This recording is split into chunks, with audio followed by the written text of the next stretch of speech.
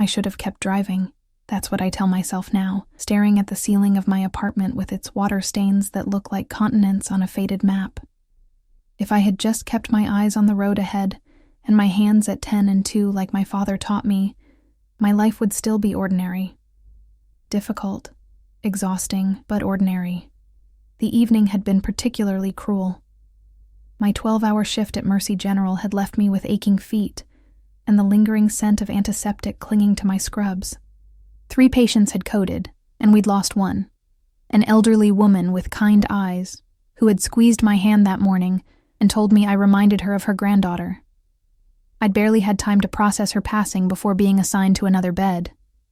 Rain pelted against my windshield as I drove home through the industrial district, a shortcut I rarely took but desperately needed that night. My ancient Honda protested with each gear shift, the engine whining like it might give up at any moment.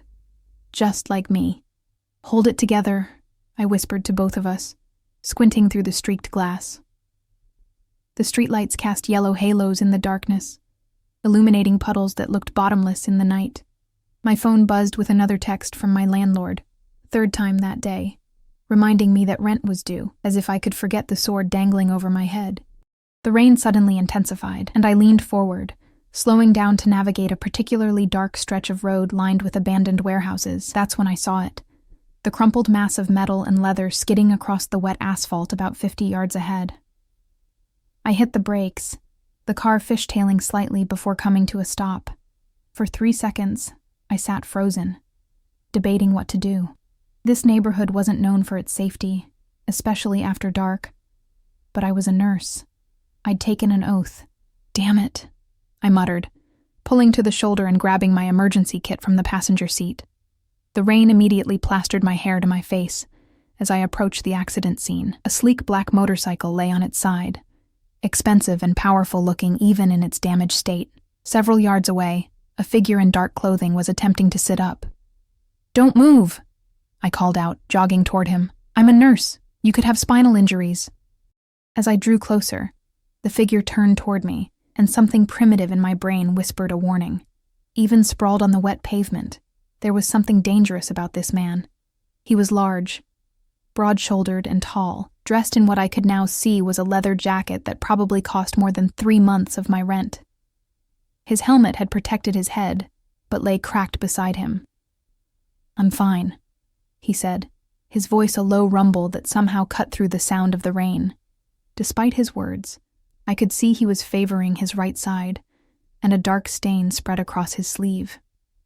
"You're bleeding," I pointed out, kneeling beside him despite my instincts screaming at me to return to my car. "Let me help you."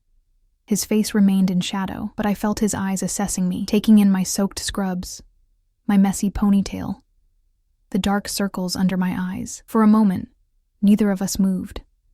Then he shifted, and the streetlight caught his features. My breath caught. He wasn't just handsome, he was beautiful in the way dangerous things often are. A predator's symmetry, sharp cheekbones, a straight nose, and eyes so dark they seemed to absorb the light rather than reflect it. A thin scar traced its way from his temple to his jaw on the left side, the only flaw in an otherwise perfect face. "What's your name?" he asked, still making no move to accept my help. "Emma," I answered automatically. "Emma Reyes." Something flickered across his expression, interest perhaps, or amusement. "Well, Emma Reyes, I appreciate your concern, but I have people who handle these situations." As if on cue, the low purr of an engine approached.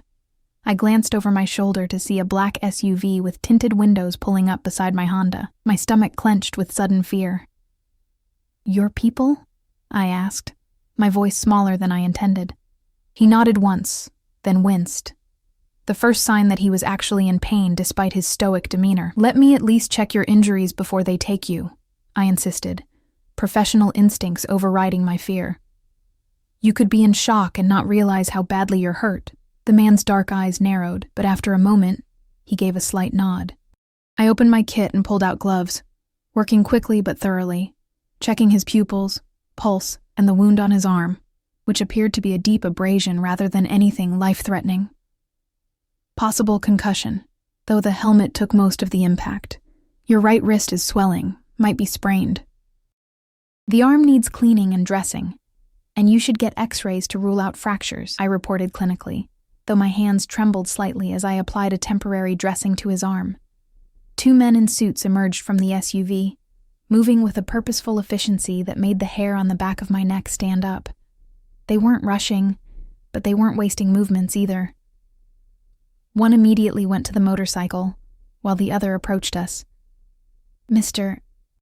Russo," the man said, his tone deferential. "The car is ready."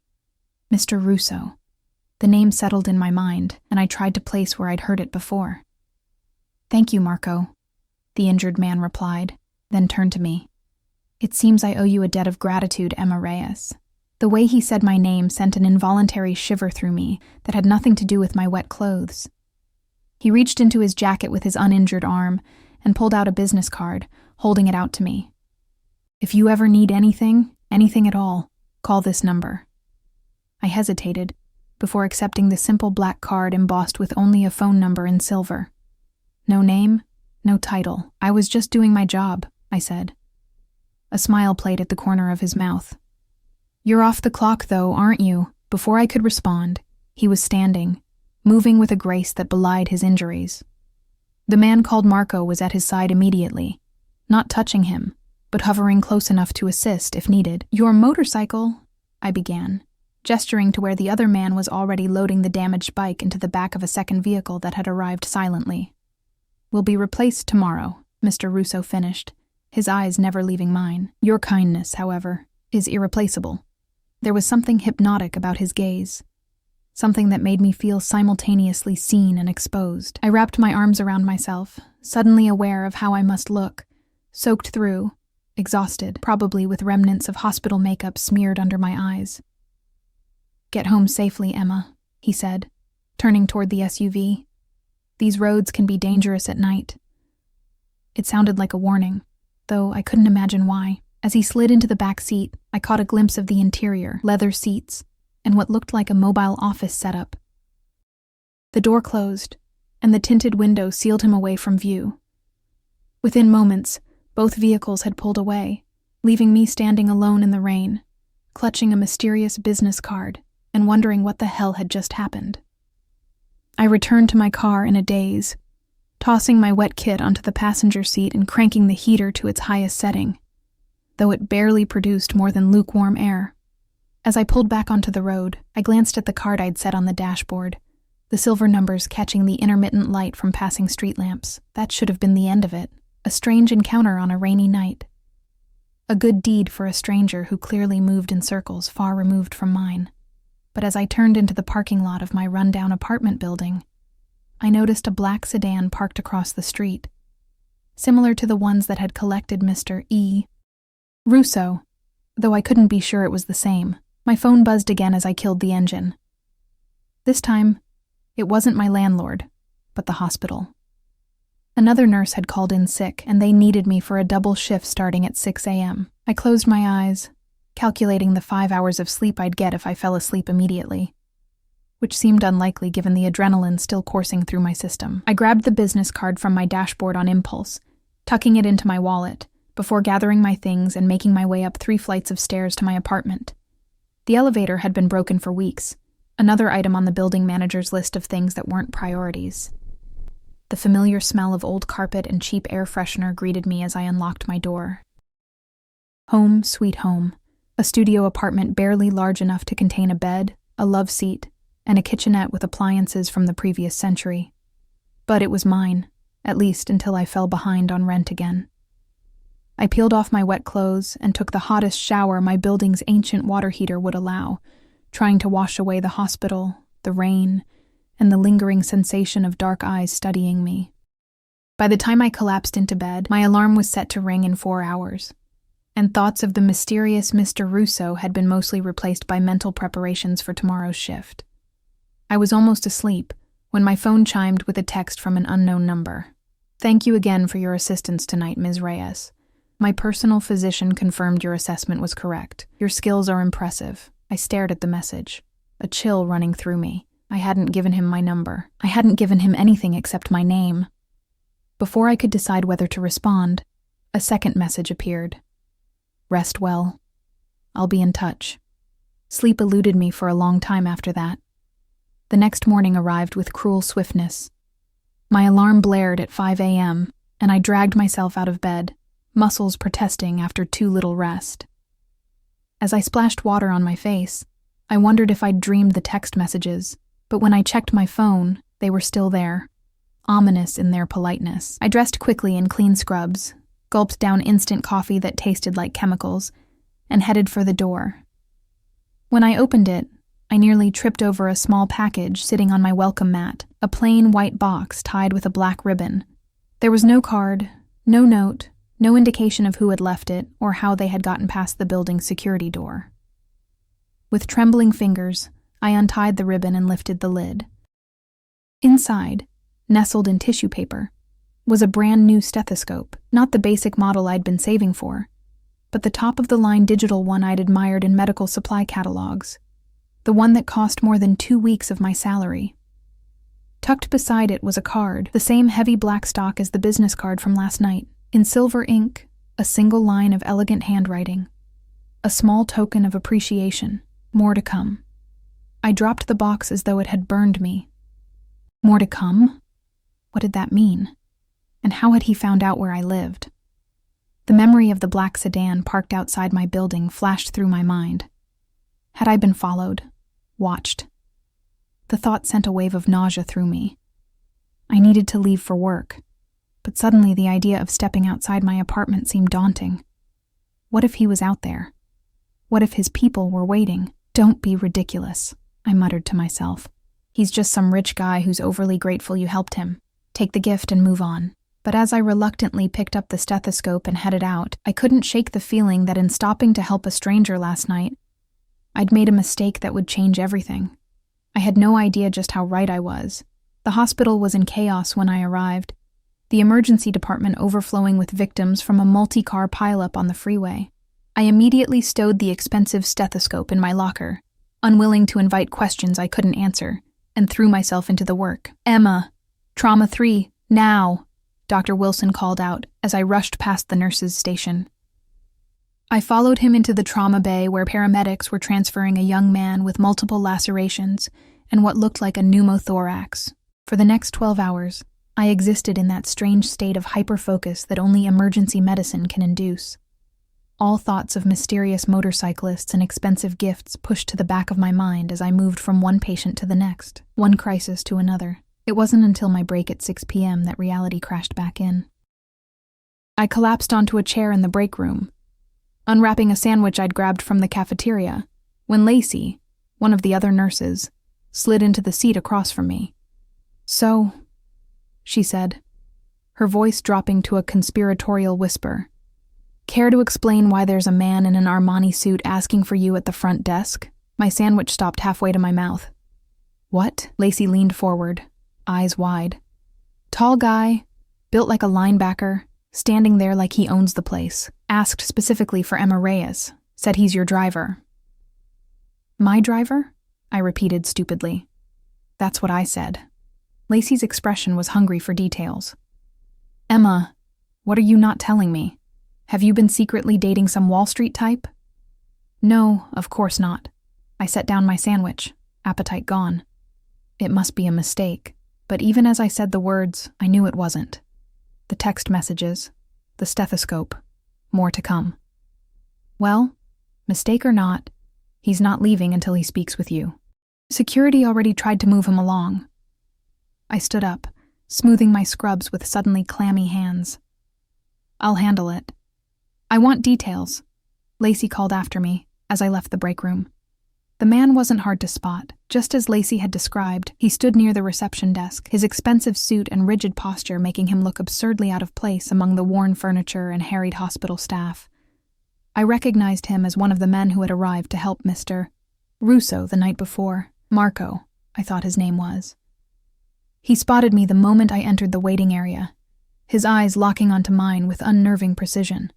"Ms. Reyes," he said, inclining his head slightly. "Thank you for coming." "I'm working," I replied, keeping my voice low to avoid drawing more attention. Several patients were already watching us curiously. "What are you doing here?" "Mr. Russo has sent me to drive you home after your shift." I blinked at him. "That's not necessary." "I have my car. Your vehicle has been taken care of," he said, as if this explained everything. "Mr. Russo insists on ensuring your safety." A chill ran through me. "What do you mean, taken care of?" "It has been serviced and delivered to your residence." The brakes were dangerously worn, and the timing belt was near failure. I stared at him, trying to process what he was saying. Someone, Mr. Russo, had taken my car, had it repaired without my knowledge or consent, and now wanted to drive me home? "This is inappropriate," I said, struggling to keep my voice steady. "I don't know Mr. Russo. I helped him after an accident, that's all. I don't need rides or gifts or car repairs." Marco's expression remained impassive. "Mr. Russo is a man who pays his debts. You provided assistance when others would have driven past. He values that. Well, tell him I appreciate the thought, but Ms. Reyes," Marco interrupted, his tone gentle but firm. "In my experience, it's easier to accept Mr. Russo's gratitude than to refuse it. He is persistent." The way he said persistent made my skin crawl. It wasn't a threat, not exactly, but there was something beneath his polite demeanor that suggested refusal wasn't really an option. "My shift ends at midnight," I found myself saying. Marco nodded. "I'll be waiting." Then he turned and walked out, leaving me standing there with the distinct feeling that I'd just agreed to something I didn't fully understand. The remainder of my shift crawled by, my thoughts constantly drifting to what awaited me at midnight. I considered calling in another nurse to cover, claiming illness, but something told me that wouldn't solve the problem. Mr. Russo had found my apartment. He'd had my car serviced. He'd discovered where I worked and my phone number. If he wanted to find me, he would. As midnight approached, I changed out of my scrubs in the locker room, hyper-aware of Lacey's curious glances. "So, are you going to tell me about your secret admirer?" she asked as I pulled on my jeans. "He's not," I began, then sighed. "It's complicated. I helped someone after a motorcycle accident last night, and he's being overly grateful." "Overly grateful how?" Lacey pressed. I hesitated, then opened my locker and showed her the stethoscope. Her eyes widened. "Holy shit, Emma. That's the Cardiotech 7000. It costs like $2,000. "I know," I said miserably, and apparently he had my car serviced today, without asking. "Who is this guy?" Lacey's voice had lost its teasing quality, replaced by genuine concern. "His name is Russo. That's all I know." Lacey's face went very still. "Russo? As in Dominic Russo?" The name hit me like a physical blow. Of course, that's why it had sounded familiar last night. Dominic Russo was a name whispered in the emergency department when certain patients came in. Patients with suspicious gunshot wounds who refused to cooperate with police. Patients who left against medical advice as soon as they were stable. Patients who had silent men in suits standing guard outside their rooms. "I don't know his first name," I said, but my voice sounded hollow even to my own ears. "Emma," Lacey said, gripping my arm tightly. "If it's him, you need to be careful. The Russos control everything north of the river. Everything. Drugs, gambling, protection rackets. They're the real deal." I swallowed hard, the pieces falling into place, the expensive motorcycle, the men who appeared within minutes of the accident. The way Mr. Russo had carried himself, even injured, like a man accustomed to power, to being obeyed. "What do I do?" I whispered.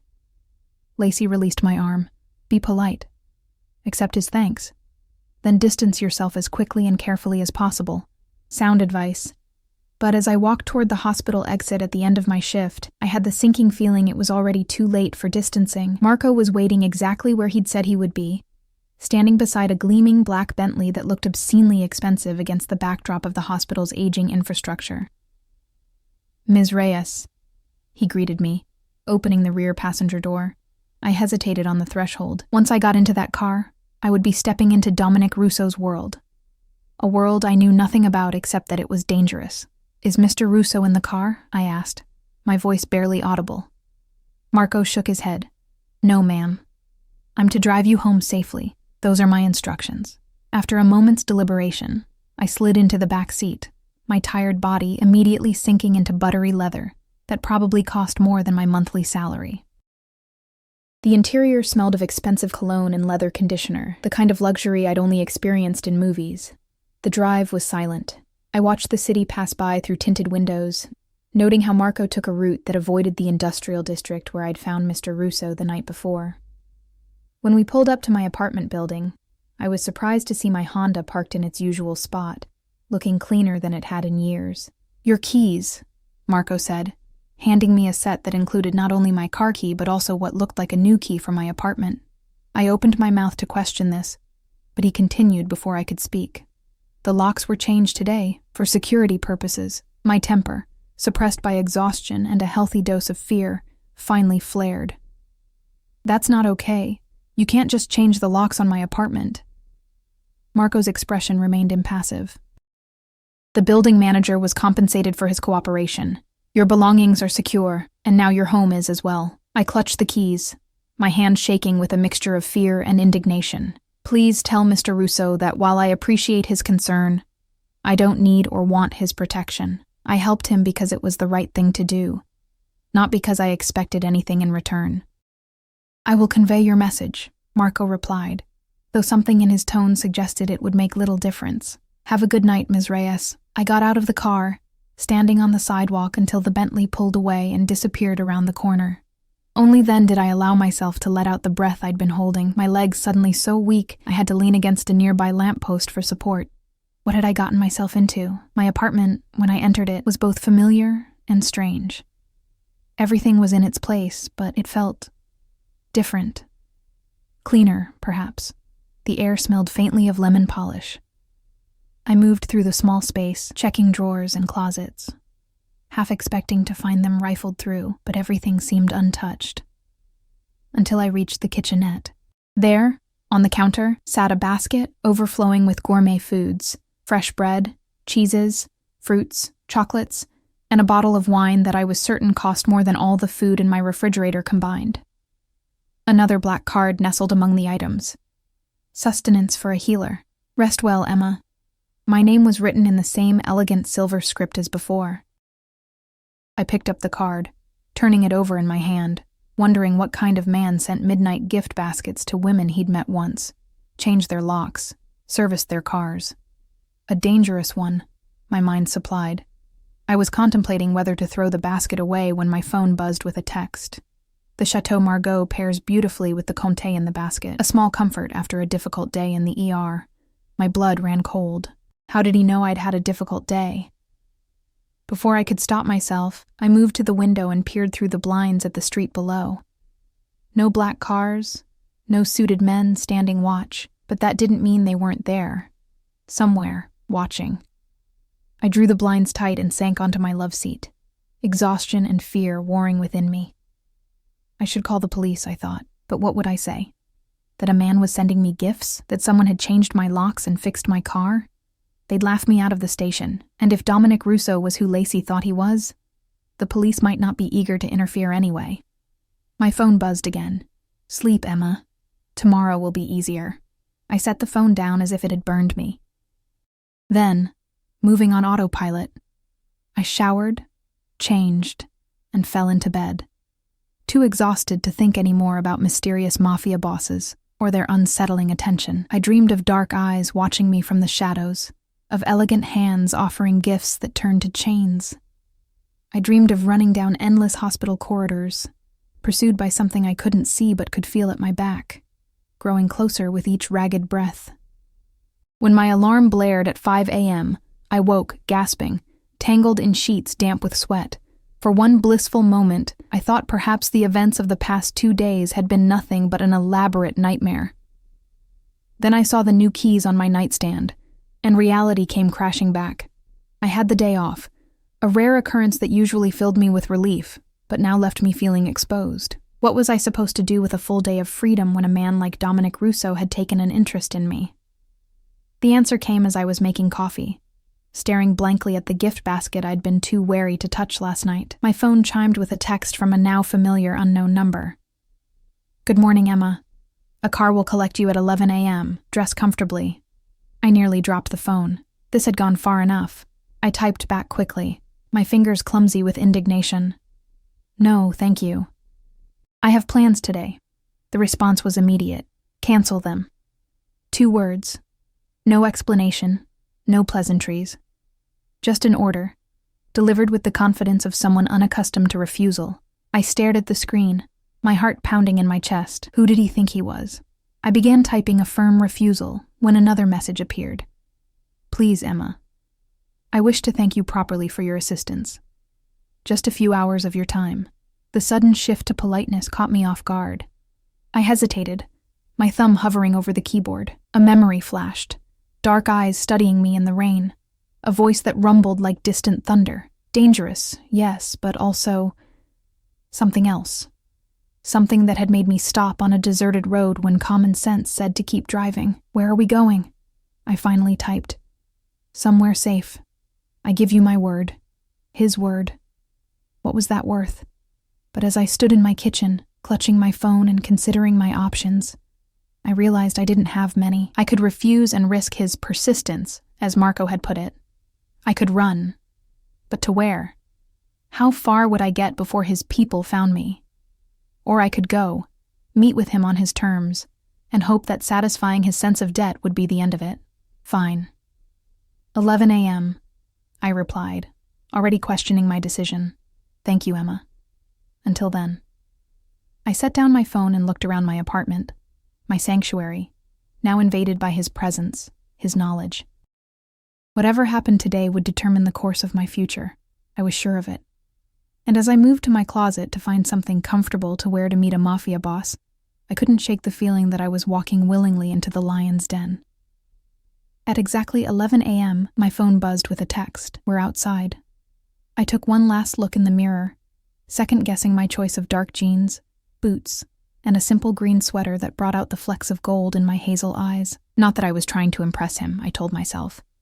But somehow, the thought of looking disheveled in front of Dominic Russo made me uneasy.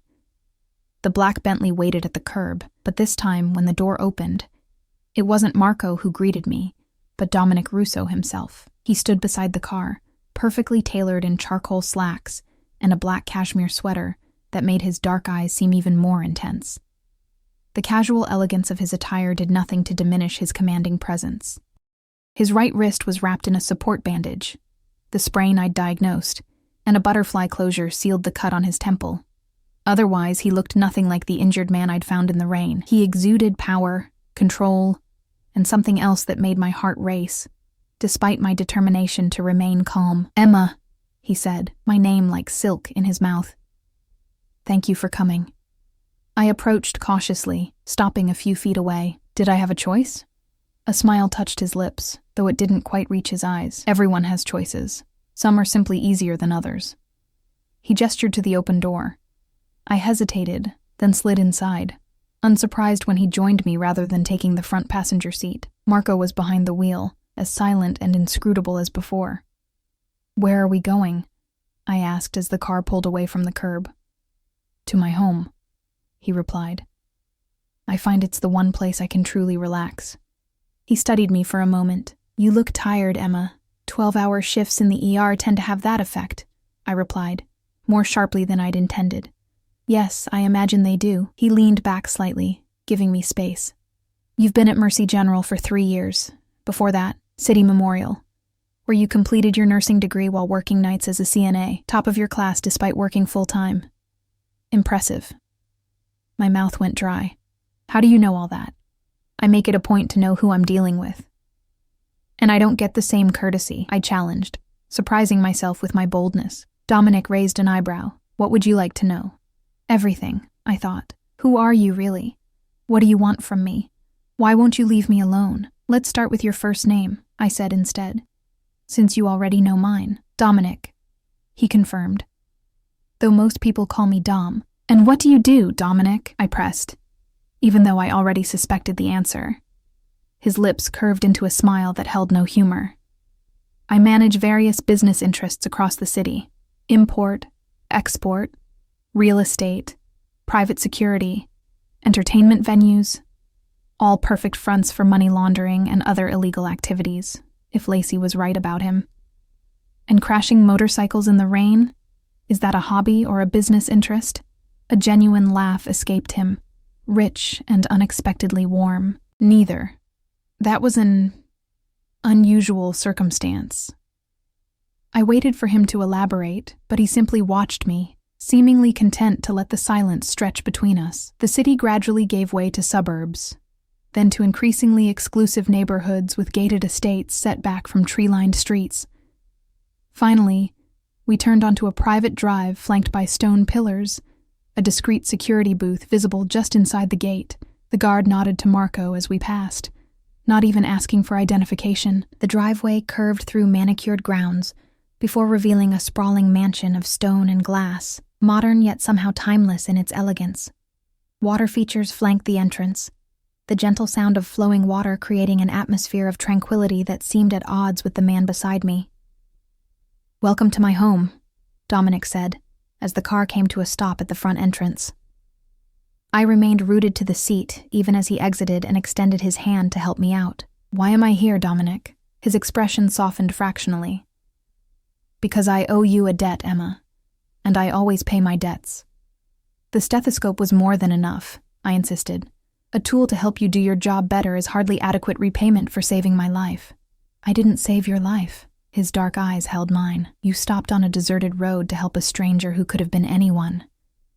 Do you know how rare that kind of decency is in this world? Put that way, I supposed he had a point. Still, the extravagance of his gratitude made me deeply uncomfortable. After a moment's hesitation, I placed my hand in his and allowed him to help me from the car.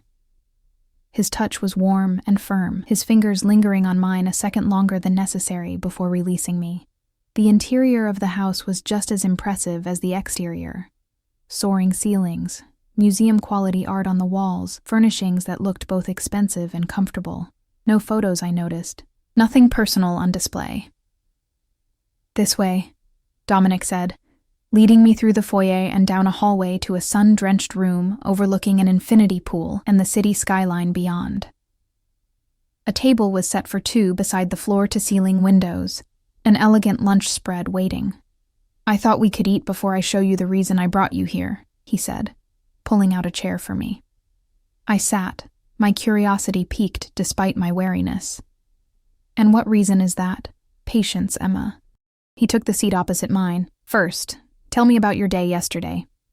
Marco mentioned the emergency department was unusually busy. The casual reference to Marco's surveillance sent a chill through me, but I forced myself to remain composed.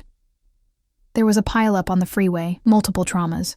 And yet you handled it with remarkable composure. The attending physician spoke highly of your skills." I stared at him. "You talked to Dr. Wilson?" Dominic shrugged, the gesture elegant despite its casualness. "As I said, I make it a point to know who I'm dealing with. That includes the people who work with you." Anger flared in me. "My colleagues are off limits, Dominic.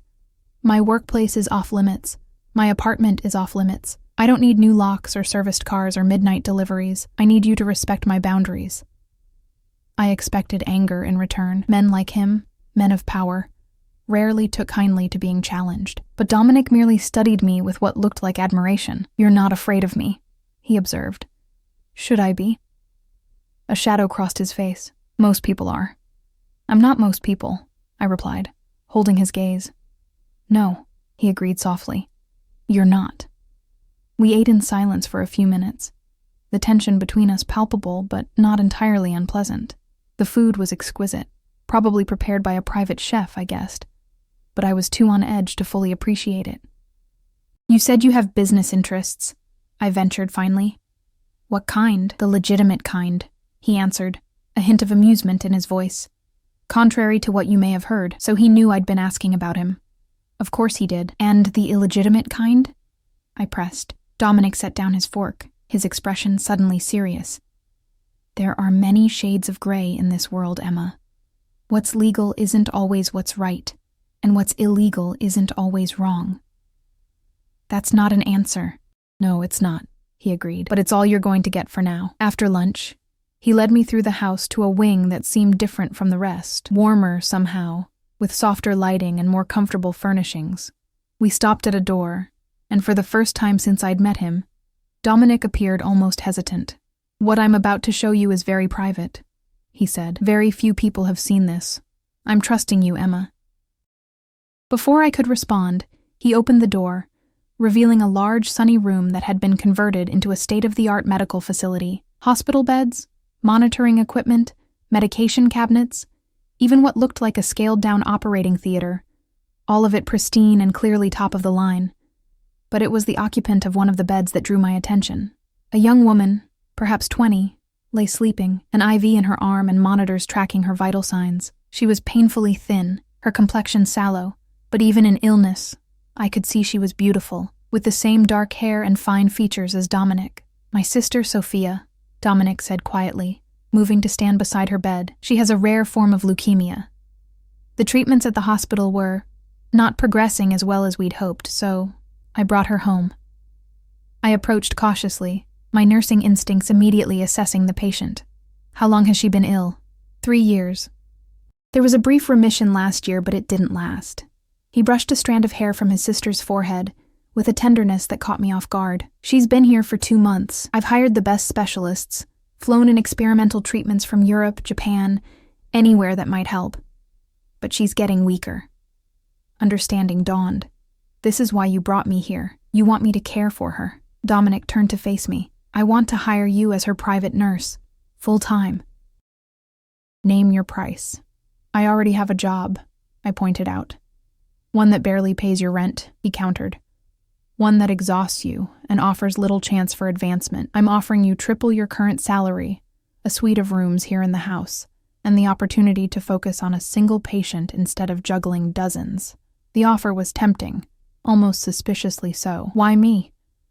"You could hire any nurse in the city, someone with more experience in oncology, because when you found me on that road, your first concern was my well-being, not who I was or what you could get from me.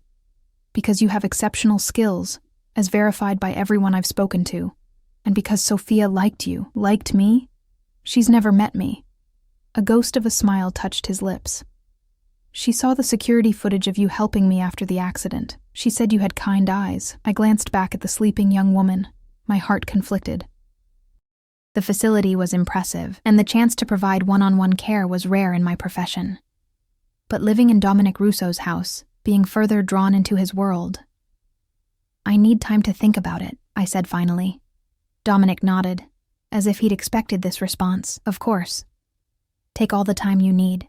He paused, then added, "But know that regardless of your decision about the job, my gratitude, and my interest, remain unchanged." The way he said interest sent a shiver down my spine, not entirely from fear. As we left Sophia's room, I couldn't help asking, "The motorcycle accident, was it really an accident?" Dominic's expression hardened. "No, but that's a conversation for another day." The ride back to my apartment was quiet, my mind racing with the implications of what I'd seen and what he'd offered. When Marco pulled up to my building, Dominic handed me another of his black business cards, this one with a second number written on the back in silver ink. "My private line," he explained. "When you've made your decision," I took the card, our fingers brushing in the exchange. "And if I say no," his eyes met mine, dark and unreadable, "then I'll respect your choice, but I hope you'll say yes, Emma, not for my sake, but for Sophia's."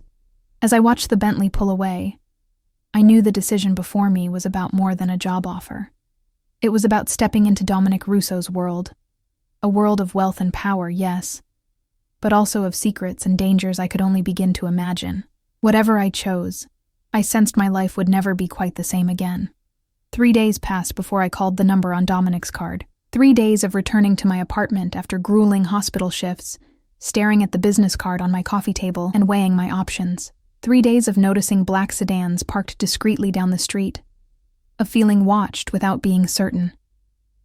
3 days of wondering about Sophia Russo, alone in that beautiful medical suite, fighting for her life. I made the call on a rainy Tuesday evening, my hands trembling slightly as I dialed the number. He answered on the second ring. "Emma." Not a question, but a statement, as if he'd been waiting for my call all along. "I'll do it," I said without preamble. I'll take care of your sister, but I have conditions. A pause. Then, I'm listening. First, I need 2 weeks to train my replacement at the hospital. I won't leave them short-handed. Understood. Second, I want my own car on the property. I need to be able to come and go as I please. Reasonable, though I'd prefer you accepted a security detail when leaving the estate. I gripped the phone tighter. Third, no more surveillance. No more having your people follow me or gather information on me or my colleagues. A longer pause this time. I can agree to no surveillance of your colleagues. Your personal safety, however, is non-negotiable once you're under my roof. I considered pushing back, but sensed it would be futile. Fine. But I want honesty, Dominic. If I'm going to live in your house and care for your sister, I need to know what I'm getting into. You're asking for my trust, he observed, his voice soft but intense. Yes. Trust goes both ways, Emma. I closed my eyes, thinking of Sophia's thin face, of the determined way Dominic had spoken of saving her. Whatever else he was, his love for his sister seemed genuine. I know, I replied. Then we have an agreement. I could almost hear him smile through the phone. Marco will handle the paperwork. When can you start? 2 weeks from now, I confirmed. After I've properly transitioned my patients. 2 weeks, he echoed. I look forward to it, Emma. The line went dead, and I sat staring at my phone, wondering if I'd just made a terrible mistake. The next 2 weeks passed in a blur. I gave notice at the hospital, citing a private nursing opportunity that was too good to pass up. Lacey cornered me in the locker room the day after I submitted my resignation. It's him, isn't it? She demanded. Russo. I couldn't meet her eyes. His sister is very ill. Emma, listen to me. Lacey gripped my shoulders. These people aren't like us. They live by different rules. If you go into that world, I know what I'm doing. I interrupted, though I wasn't entirely sure that was true. Lacey released me with a sigh. Just be careful. And call me if you need anything. Anything at all. I promised I would, though we both knew if I truly needed help, Lacey would be powerless to provide it. The day before I was set to move to Dominic's estate, I returned home to find Marco waiting outside my apartment door, a thick envelope in his hand. Your employment contract and advance payment, he explained, handing me the envelope. Mr. Russo also asked me to help with your packing if needed. I shook my head. I don't have much. I can manage on my own. Marco nodded, unsurprised. In that case, I'll return tomorrow at 10 a.m. to transport you to the estate. He hesitated, then added, Ms. Reyes, Mr. Russo has been different since meeting you. Calmer, more focused. I wasn't sure how to respond to that. I'm just going to be his sister's nurse. Something like pity flashed in Marco's eyes. Of course, he said, in a tone that suggested he believed nothing of the sort. After he left, I opened the envelope. The contract was straightforward, outlining my duties, compensation, which was indeed triple my hospital salary, and benefits, including a suite of rooms in the east wing of the mansion. What caught my attention was the addendum, a non-disclosure agreement so comprehensive it essentially forbade me from discussing anything I saw or heard within the Russo estate. I signed it anyway. The second item in the envelope was a cashier's check for an amount that made my eyes widen, a month's salary in advance, plus what the contract termed a signing bonus. More money than I'd seen at one time in my entire life. I sat at my small kitchen table, staring at the check, wondering again what I was getting myself into. But when I thought of Sophia, of how Dominic's voice had softened when he spoke of her, I felt a resolve strengthen within me. Whatever his business, whatever danger might surround him, his sister deserved the best care possible. And I needed a change. A chance to use my skills without the crushing pace and bureaucracy of the hospital. A chance to make a difference for one patient instead of being spread too thin across dozens. The next morning, Marco arrived precisely at 10 a.m. He loaded my 2 suitcases into the trunk of the Bentley, while I took one last look around my apartment. It felt strange to be leaving. This tiny space had been my haven for 3 years, despite its flaws. Ready, Ms. Reyes? Marco asked as I locked the door behind me. I nodded, not trusting myself to speak. The drive to the Russo estate was quiet. I watched the city recede in the rearview mirror. a strange mixture of anticipation and trepidation building within me. When we passed through the gates of the estate, I noticed additional security personnel that hadn't been present during my first visit. Men in dark suits, discreetly stationed along the perimeter, communication devices visible in their ears. "Is something wrong?" I asked Marco, nodding toward one of the guards. "Additional precautions," he replied without elaboration. Dominic was waiting on the front steps when we arrived, dressed in a charcoal suit that emphasized the breadth of his shoulders and the lean strength of his frame. His dark eyes locked onto mine as I emerged from the car, an intensity in his gaze that made my pulse quicken.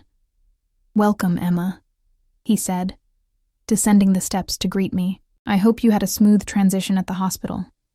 "As smooth as could be expected," I replied, suddenly self-conscious of my simple jeans and sweater beside his immaculate appearance. He gestured toward the house. "I've had your suite prepared. I think you'll find it comfortable." I followed him inside, noticing more subtle changes since my last visit, additional staff moving quietly through the halls, a heightened sense of alertness among the security personnel. "What's going on, Dominic?" I asked quietly as we walked. "The extra security. Something's happened, hasn't it?" He glanced at me, surprise briefly crossing his features before his expression smoothed once more. "Perceptive. Yes, there's been a situation. Nothing that should concern you. If I'm living here, anything that affects the safety of the household concerns me," I pointed out. Dominic stopped walking, turning to face me fully. "You're right, of course." He seemed to consider his words carefully before continuing. "One of my business rivals has been making moves against my interests. The additional security is precautionary." "Business rivals," I repeated, infusing the words with all the skepticism I felt. A faint smile touched his lips. "You want honesty, I remember." He glanced around, then guided me into a nearby study, closing the door behind us. "The truth, then. There are several families that control various enterprises in this city. For decades, we've maintained a delicate balance of power and territory. Recently, the Castellano family has been testing those boundaries." "Testing? How?" I asked, though I wasn't sure I wanted to know the answer. "They hijacked a shipment of mine, injured 3 of my men." His voice was flat, emotionless, but I could see the cold fury in his eyes.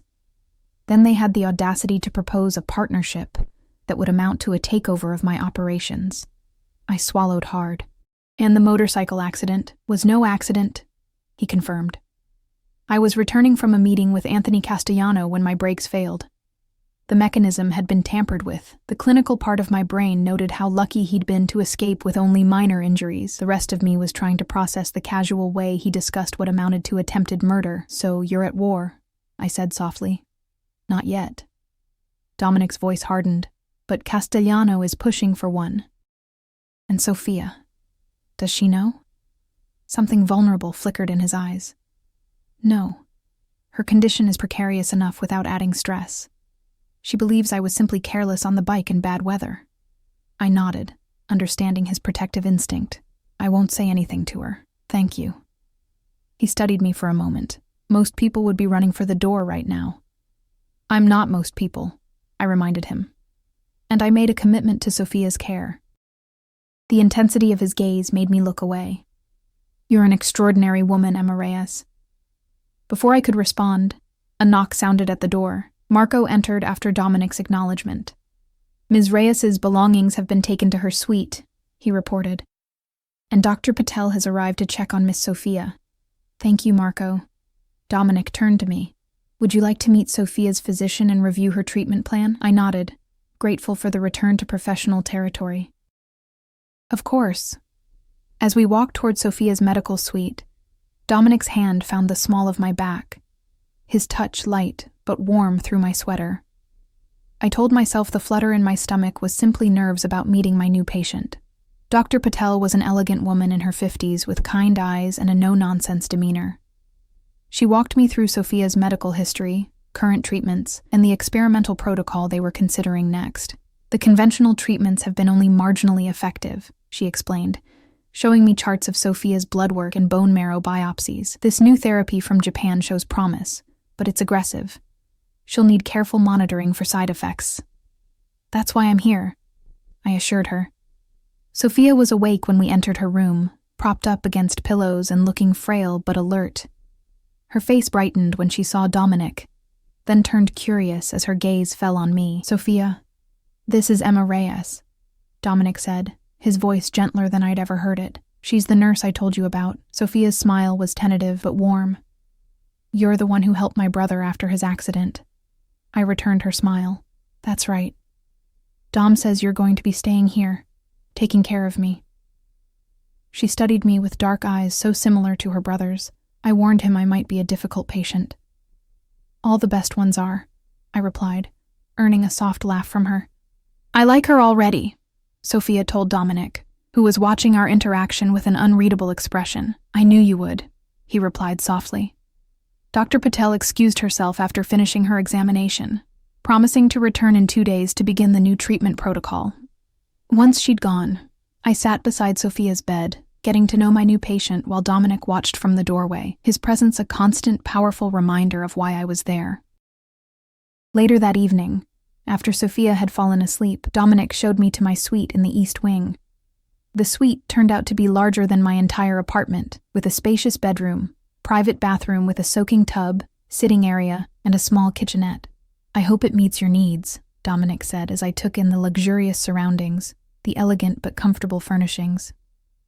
"It's beautiful," I admitted. "Thank you." He leaned against the doorframe, watching me. "Dinner is at 7 in the main dining room, though you're welcome to take your meals here if you prefer." I hesitated. "I should stay close to Sophia. The monitoring system will alert you to any changes in her condition," he assured me. "And she's stable tonight. Join me for dinner, Emma, please." There was something in his voice, not quite a command, but not quite a request either, an expectation, perhaps, that I would say yes. And despite everything I knew about him, everything I'd learned today about the dangerous world he inhabited, I found myself wanting to say yes. "All right," I agreed. "Dinner at 7. A smile transformed his face, softening the hard lines and bringing warmth to his dark eyes. "I look forward to it." As he left, closing the door softly behind him, I sank onto the edge of the bed, my heart racing. What was I doing? Agreeing to dine with a man who casually discussed rival crime families and attempted murder, who had brought me into his home not just to care for his sister, but for reasons I still couldn't fully understand. And why, despite every warning bell sounding in my mind, did I feel drawn to him like a moth to a dangerous, beautiful flame? Dinner with Dominic became a nightly ritual over the next few weeks.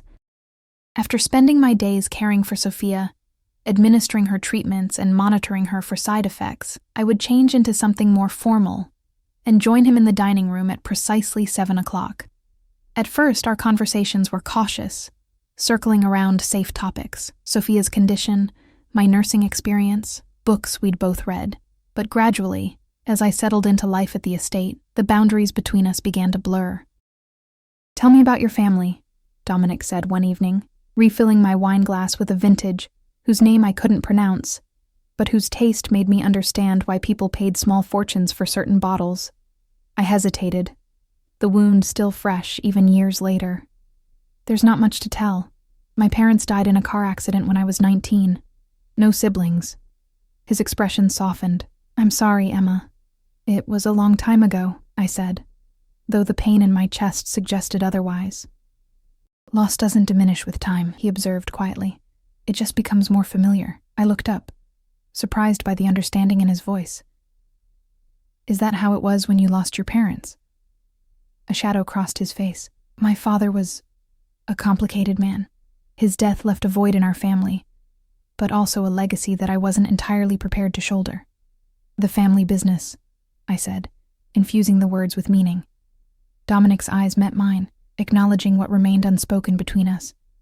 "Yes. My mother died shortly after, some say from grief, though I suspect it was more from the strain of trying to hold everything together until I was ready to take control. And Sophia was left with just you." He nodded. "She was 14 when our mother died. I was 22, already involved in certain aspects of our father's enterprises, but suddenly responsible for everything: the business, our mother's funeral arrangements, Sophia's well-being. That's a heavy burden for a young man," I observed. We do what we must for family, he replied, his voice carrying a weight that spoke of choices made out of necessity rather than desire. As the days passed, I began to see the complex layers of Dominic Russo. Yes, he was a dangerous man who commanded a criminal empire with ruthless efficiency. But he was also a brother who read to his sister when she was too weak to hold a book, who knew precisely how she liked her tea, who monitored her medical reports with the attention of a physician. And increasingly, he was a man whose gaze followed me when I entered a room, whose hand found reasons to brush against mine, whose voice softened when we were alone. One evening, about a month after I'd arrived at the estate, I entered Sophia's room to find her sitting up in bed, a mischievous smile on her face that reminded me so much of her brother. It made my heart clench. "You like him," she said without preamble. I busied myself checking her IV line. "I don't know what you mean." Sophia laughed, the sound weaker than it should be for a woman her age, but genuine nonetheless. "Don't insult my intelligence, Emma. I see the way you look at my brother. And more importantly, I see the way he looks at you." Heat rose to my cheeks. "Dominic is my employer. Is that all he is?" she pressed, her dark eyes, so like her brother's, studying me intently. Before I could respond, a commotion in the hallway drew our attention. Raised voices, the sound of hurried footsteps. Sophia's eyes widened with alarm. "Stay here," I instructed, moving to the door and opening it a crack. Dominic was striding down the hallway, Marco at his side, both men with expressions I'd never seen before, cold, focused fury. Behind them, 2 security guards were supporting a third man who was bleeding profusely from a wound in his shoulder. "Get Dr. Patel here now," Dominic commanded, his voice sharp as a blade, "and double the security at all entrances." "What about Miss Sophia?" Marco asked. "2 men outside her door at all times. No one enters except Emma and Dr. Patel," my heart pounding. I closed the door quietly and turned back to Sophia, forcing a reassuring smile. "Everything's fine. Don't lie to me," she said, her voice suddenly stronger. "It's Castellano, isn't it? Dom thinks I don't know about the threats, but I hear things." I hesitated, torn between honesty and protecting her from additional stress. Before I could decide, the door opened and Dominic entered, his dangerous expression immediately softening when he saw his sister. "What's happening?" Sophia demanded. Dominic glanced at me, then sighed. "Nothing for you to worry about, little bird." "Dom," Sophia's voice held a warning. "I'm not a child." A moment of silent communication passed between the siblings, some unspoken understanding that came from years of shared history. Finally, Dominic nodded. "There was an incident at one of our warehouses," he admitted. "Carlo was injured." "How bad?" Sophia asked. "He'll recover. Dr. Patel is on her way to treat him." Sophia's eyes narrowed. "And Castellano? Was it him?" Dominic's jaw tightened. "Yes." "What are you going to do?" He moved to her bedside, taking her hand. "What needs to be done? But you don't need to concern yourself with that. Your job is to focus on getting better." Sophia looked like she wanted to argue, but fatigue was already pulling at her. The excitement had drained what little energy she had. "Rest," Dominic said softly, pressing a kiss to her forehead. "I'll check on you later." As we left her room, Dominic's hand caught mine, pulling me into a nearby sitting room and closing the door behind us. "I need you to stay with Sophia tonight," he said, his voice tight with controlled anger.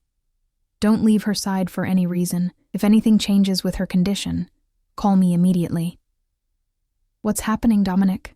I asked, fear clenching my stomach. He ran a hand through his hair, the gesture surprisingly human from a man who usually maintained such rigid control. "Castellano's men attacked one of my distribution centers, injured 3 of my people, including Carlo. And now?" His eyes met mine, dark and dangerous. "Now I send a message, one that will ensure Castellano understands the consequences of moving against me." A chill ran through me. "You mean violence?" "I mean protecting what's mine," he corrected, his voice softening as he reached out to brush a strand of hair from my face. "Including you and Sophia. I should have stepped back, should have maintained professional distance.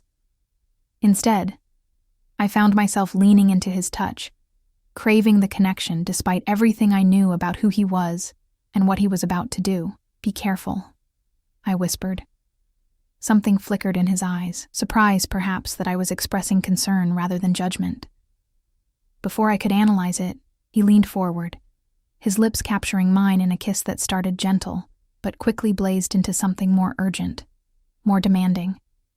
I responded with equal fervor, my hands gripping the lapels of his suit, drawing him closer. It was madness. I knew it, even as I surrendered to it. But in that moment, I couldn't bring myself to care. When we finally broke apart, both breathing heavily, Dominic rested his forehead against mine. "I've wanted to do that since the night you found me in the rain," he confessed. "This is insane," I murmured. "You're a criminal?" he supplied. "A monster? Is that what you see when you look at me, Emma?" I shook my head slowly. "No, that's what scares me." He kissed me again, more gently this time. "Stay with Sophia. Lock the door. I'll return as soon as I can." And then he was gone, leaving me alone with the ghost of his kiss on my lips and the knowledge that the man I was falling for was about to commit acts of violence I could barely comprehend. The night passed with excruciating slowness. I remained at Sophia's bedside, checking her vitals regularly, though she slept peacefully, unaware of the storm raging beyond the walls of her sanctuary. Armed guards stood outside her door, a constant reminder of the danger that had suddenly become all too real. It was nearly dawn when my phone buzzed with a text from Dominic. "Coming home. All is well." Relief washed over me, followed immediately by a wave of confusion. What did it say about me that I was relieved a man had safely returned from what was almost certainly a violent confrontation with rivals? What had happened to the dedicated nurse who had once prided herself on her ethical standards? When Dominic appeared in Sophia's doorway an hour later, I understood exactly what had happened to that woman. She had fallen in love with the enemy. He looked exhausted but unharmed, his suit exchanged for casual pants and a sweater. His eyes sought mine immediately, a question in their dark depths. "She's stable," I reported quietly, rising from my chair beside Sophia's bed. "No changes overnight." He nodded, visibly relaxing. "Thank you for staying with her." We stepped into the hallway, closing the door softly behind us. For a moment, neither of us spoke, the events of the previous night hanging between us like a physical presence. "It's over," he said finally. "Castellano has agreed to respect our boundaries. There won't be any more incidents. I didn't ask what message had convinced Castellano to back down. Some details were better left unimagined. And the injured man, Carlo?" I asked instead. "Recovering. Dr. Patel removed the bullet and stabilized him." Bullet. The clinical word landed with surprising force, a stark reminder of the world Dominic inhabited. "Emma," he said softly, reaching for my hand. "What happened between us last night was a mistake," I interjected, though the words felt like glass in my throat. Dominic's expression hardened. "Is that what you believe?" "It's what I should believe," I admitted. "You're my employer, Sophia's brother, a man who—" I gestured vaguely, unable to articulate the complex reality of who he was. "A man who what, Emma? A man who loves his sister, who protects his people, who hasn't been able to stop thinking about you since the moment you knelt beside me in the rain." His words sent a shiver through me. "A man who lives in a world I don't belong in. Or perhaps a man who's been waiting for someone to show him another way to live," he countered, his voice dropping to a near whisper. "You've changed things, Emma. Changed me." I shook my head. "I've been here a month, Dominic." "People don't change that quickly. They do when they find something worth changing for." He stepped closer, his hand coming up to cup my cheek. "I won't pretend I can walk away from my responsibilities overnight. But for you, for us, I would find a way to legitimize everything. Gradually transition to businesses that you wouldn't be ashamed to be associated with." The sincerity in his eyes made my heart ache. "Why would you do that?" "Because I'm falling in love with you," he said simply. "And I suspect you might be falling for me too, despite your better judgment." I couldn't deny it, though I knew I should. Instead, I leaned forward and kissed him, a silent confirmation of what we both already knew. 6 months later, Sophia stood in the garden of the estate, her strength gradually returning after a successful round of the experimental treatment. The cancer wasn't gone, but it was in retreat, giving her a chance at the future that had once seemed so uncertain. "You saved my life," she told me as we walked slowly along the stone path, the autumn leaves crunching beneath our feet. I shook my head. "The treatment did that." "No, you saved us both," she insisted. "Dom was losing himself before you came, becoming harder, colder. The business was consuming him." She squeezed my hand. "You reminded him there was more to life." In the distance, I could see Dominic in conversation with Marco, reviewing security plans for the new medical foundation we were establishing, a legitimate enterprise dedicated to funding experimental treatments for rare cancers inspired by Sophia's journey. It was the first of many steps away from the shadows, a transition that would take years but had already begun. There would always be parts of Dominic Russo that belonged to a darker world. The power he wielded, the authority he commanded, the capacity for calculated violence when those he loved were threatened. These were integral to who he was. But there were other parts too, the gentle brother, who read poetry to his sister, the passionate lover who whispered my name like a prayer in the darkness. The man who was learning, day by day, that there were different kinds of strength beyond the brutal power he'd inherited. As he finished his conversation and walked toward us, his face lighting up at the sight of his sister on her feet, I felt the familiar flutter in my chest. The man I'd saved on a rainy night had, in turn, saved me from a life of exhaustion and loneliness. We had saved each other, really, found each other against impossible odds. "What are you two conspiring about?" Dominic asked as he reached us, his arm slipping naturally around my waist. "The future," I replied, leaning into his embrace. He smiled, pressing a kiss to my temple. "It's looking brighter every day," and it was. Not perfect, not without complications, but real and honest, and ours. I had stopped to help a crashed biker, unaware that the man I saved was a Mafia boss. But what I'd found was something far more complex, a man capable of both darkness and light, a family in need of healing, and a love that defied all the boundaries I thought I understood. Sometimes the greatest risks lead to the most unexpected rewards.